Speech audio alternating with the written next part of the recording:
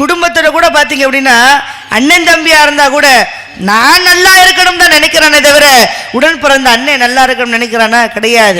அவன் மட்டும் வசதி வாய்ப்போட இருக்கிறானே, நான் இப்படி கஷ்டப்பட்டுக்கிட்டே இருக்கிறேனே அப்படின்னு சொல்லக்கூடிய அந்த மனோ எண்ணங்களும், வசதியாக இருக்கக்கூடிய அண்ணனுக்கோ ஐயோ தம்பி கஷ்டப்படுகிறான் என்று கொடுத்து உதவாத மனமும் இன்று உலகத்திலே ஓங்கி கொண்டிருக்கிறது. இருக்கா இல்லையா? அருமை. ஏன்னா அப்ப ஒரு தாய் வயிற்றுல பிறந்த அண்ணன் தம்பி பாசம் கூட இப்பொழுது மாறிவிட்டது. இதத்தான் ஐயா கவிஞர் கண்ணதாசன் ஐயா சொன்னாரு.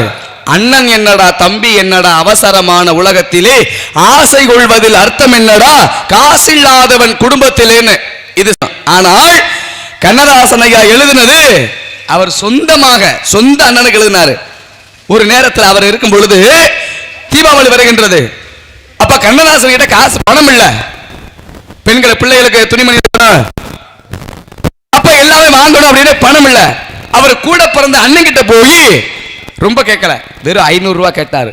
யாரு? கண்ணதாசனுடைய உடன் பிறந்த அண்ணன் கிட்ட. இந்த காலத்துல 500 ரூபாங்கிறது ரொம்ப பெரிய விஷயம்.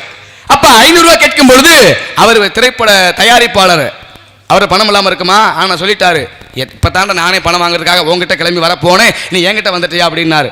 அண்ணே உங்ககிட்ட உண்மையிலே பணம் இல்லையானே அப்படின்னாரு. இல்லப்பா அப்படின்னு இவர் பையில இருந்த 10 ரூபாயை அண்ணன் கொடுத்துட்டு வந்தாரு. அப்பதான் சோகத்தோடு இந்த பாட்டு எழுதினாரு. அண்ணன் என்னடா தம்பி என்னடா அவசரமான உலகத்திலே ஆசை கொள்வதில் அர்த்தம் என்னடா காசில்லாதவன் குடும்பத்திலே அப்படின்னு. கண்ணதாசன் ஐயா சினிமாவுக்காக எழுதிய பாடல் கிடையாது, சொந்த அண்ணனுக்கு அவருடைய சொந்த வாழ்க்கையை பற்றி எழுதிய பாடல் நிறைய உண்டு. அவ பாருங்க,